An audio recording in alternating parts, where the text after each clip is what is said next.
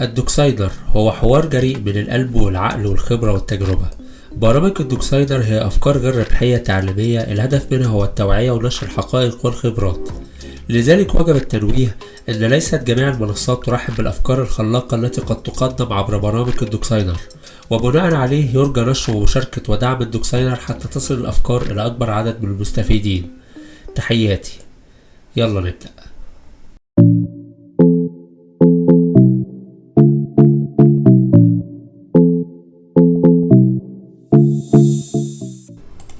ازيكم جميعا وعاملين ايه؟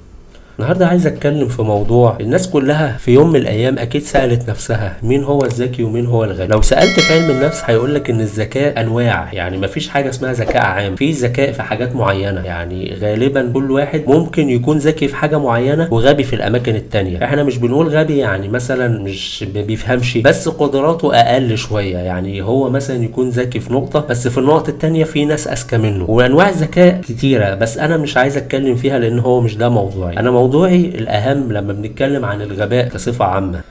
إيه مشكلة الغباء؟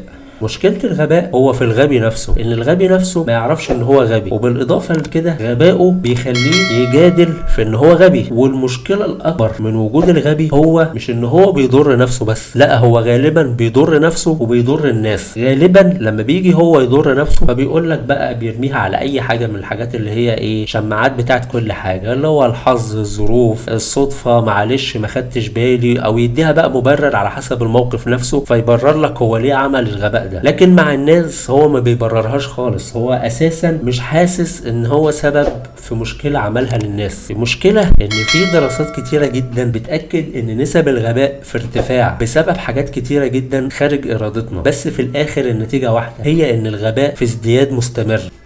طب يا جماعة، ما هو برضو مع الأغبياء دول في يوم من الأيام ممكن يوصلوا لمناصب تضر ناس أكتر، ده هو ممكن يضر الناس وهو مش واخد باله، فما بالك لو هو عنده سلطة أو عنده إمكانية في إن هو ياخد قرارات بتأثر على مصير ناس كتيرة. والأهم إن في ناس بالفعل من اللي موجودين دلوقتي يتميزوا بالغباء. عشان كده يا جماعة طبعا أنا ما أقدرش أدي نصيحة خالص في موضوع الغباء ده، بس اللي أقدر أعمله إن أنا أقول لكل واحد إن هو يبتدي يعمل اللي عليه لنفسه، يعني هو يشوف هو ممكن يكون أذكى ازاي، ممكن يبتدي يقرا اكتر في انواع الذكاء. على الاقل لو بقى ذكي في حته معينه هو ممكن يفيد الناس في الحته دي، والحتت التانيه زي ما قلنا مش هيتعرض للناس فيها. لو اذى الناس في الحتت التانيه فعلى الاقل يكون ليه جانب افاده في نقطه معينه.